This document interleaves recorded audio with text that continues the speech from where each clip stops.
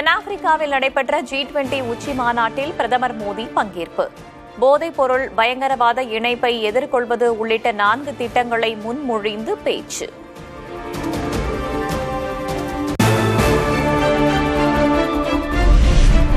G20 மாநாட்டின் போது Australia, India, Canada இணைந்த புதிய தொழில்நுட்ப கூட்டணி அறிவிப்பு. தொழில்நுட்ப ஒத்துழைப்பு விரிவுபடுத்தப்படும் என்று பிரதமர் மோடி நம்பிக்கை.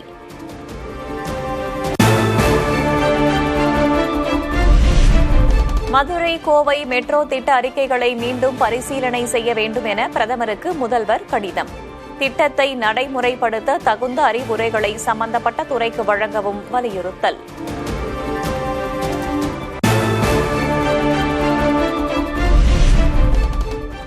தமிழகத்தில் நாளை 16 மாவட்டங்களில் கனமழை.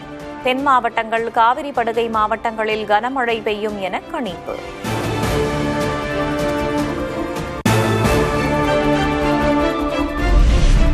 நெல்லை, தென்காசி, தூத்துக்குடி உள்ளிட்ட தென் மாவட்டங்களில் வெளுத்து வாங்கிய கனமழை. திருச்செந்தூர் சிவன் கோவில் வளாகத்தில் தேங்கிய நீர்.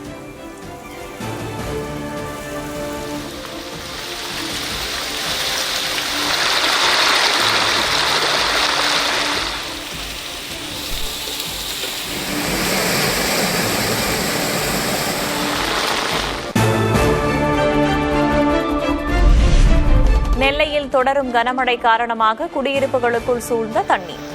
அகஸ்தியர்பட்டி, விநாயகர் காலனி உள்ளிட்ட இடங்களில் மழைநீர் சூழ்ந்ததால் பொதுமக்கள் அவதி.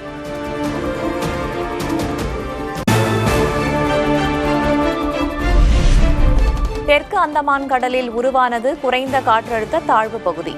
வரும் 24ஆம் தேதி காற்றழுத்த தாழ்வு மண்டலமாக தீவிரமடைய வாய்ப்பு.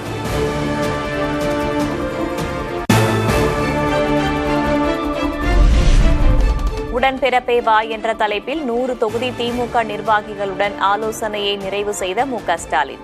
ஒவ்வொரு தொகுதி நிர்வாகிகளுடனும் தலா 1.5 மணி நேரம் ஆலோசனை.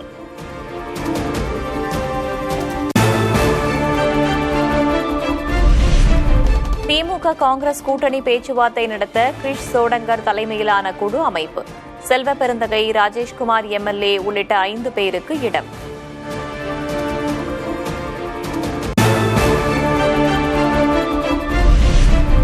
விழுப்புரம் அருகே பாலியல் புகாருக்குள்ளான திமுக ஒன்றிய செயலர் மீது கடும் நடவடிக்கை எடுக்க வேண்டும். திமுக ஆட்சியில் அக்கட்சியினரிடமிருந்தே பெண்களை காக்க வேண்டிய நிலை உள்ளதாக எதிர்க்கட்சித் தலைவர் எடப்பாடி கே. பழனிசாமி விமர்சனம்.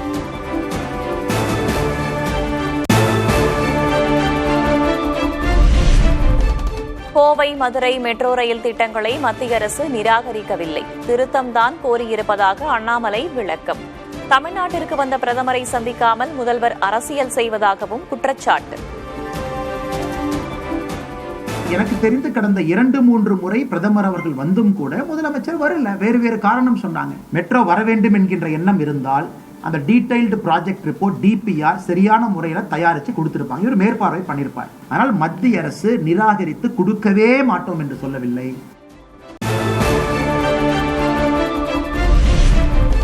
தமிழ்நாட்டில் துப்பாக்கி கலாச்சாரத்தை கட்டுப்படுத்த அரசு நடவடிக்கை எடுக்கவில்லை. திமுக நிர்வாகி கொலையை சுட்டிக்காட்டி அன்புமணி ராமதாஸ் குற்றச்சாட்டு.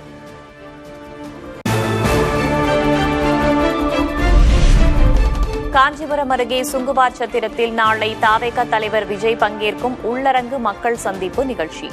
QR கோடுடன் கூடிய நுழைவுச் சீட்டு அளிக்கப்பட்டுள்ள 2000 பேருக்கு மட்டுமே அனுமதி.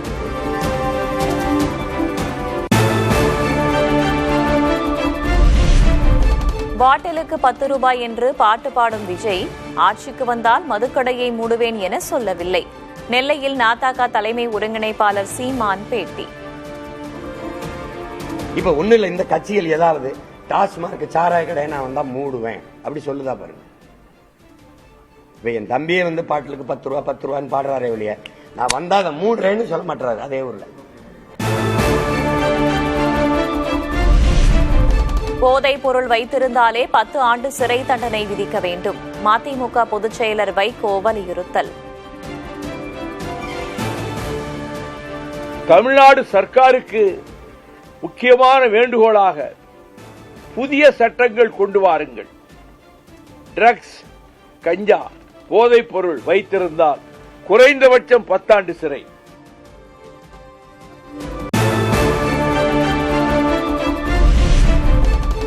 நெல் கொள்முதல் விவகாரத்தில் எதிர்க்கட்சிகள் அரசியல் செய்வதாக அமைச்சர் MRK பன்னீர்செல்வம் குற்றச்சாட்டு. குறுவை தொகுப்பு மூலம் விவசாயிகளுக்கு அரசு உதவி செய்வதாக விளக்கம். டெல்டா பகுதிகளில் திடீரென்று வடகிழக்கு பருவமழை பெய்த உடனே ஆரம்பித்த உடனே மறுநாளே மழை தீவிரமான மழை தொடங்கியது.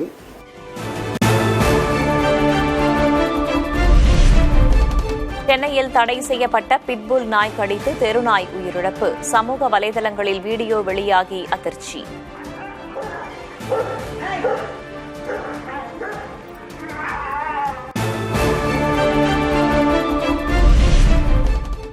கவிஞர் ஈரோடு தமிழன்பனின் மறைவுக்கு முதல்வர் MK ஸ்டாலின் இரங்கல். மரபு கவிதை, புது கவிதை என இரண்டிலும் சிறந்து தமிழுக்கு வளம் சேர்த்தவர் ஈரோடு தமிழன்பன் என புகழஞ்சலி.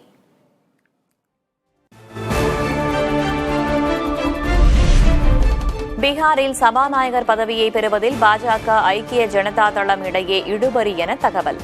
சட்டமேலவை தலைமை பதவி பாஜகவிடம் உள்ள நிலையில் சபாநாயகர் பதவியை பெற JDU தீவிரம். கொட்டி தீர்த்த கனமழையால் வெள்ளக்காடான தெற்கு தாய்லாந்து. சாலைகளையும் வீடுகளையும் வெள்ளம் சூழ்ந்ததால் இயல்பு வாழ்க்கை பாதிப்பு.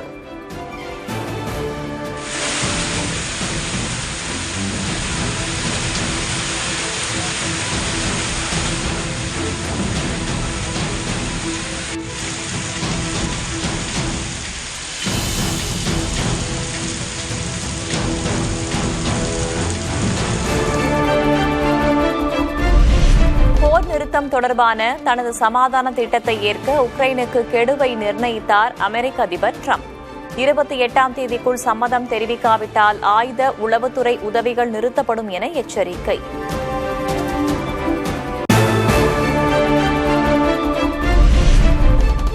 மதுரையில் ஒலிம்பிக் தரத்திலான சர்வதேச ஹாக்கி மைதானம் திறப்பு.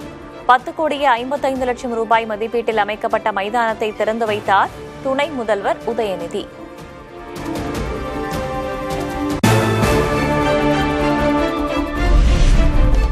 இந்தியாவுக்கு எதிரான 2வது டெஸ்ட் போட்டியில் தென்னாப்பிரிக்க அணி நிதான ஆட்டம்.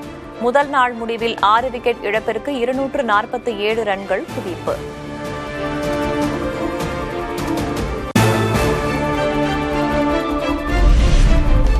ஆஸ்திரேலியா இங்கிலாந்து அணிகளுக்கு இடையிலான முதல் டெஸ்ட் போட்டி 2 நாட்களில் நிறைவு. இங்கிலாந்து அணியை 8 விக்கெட் வித்தியாசத்தில் வீழ்த்தியது ஆஸ்திரேலியா.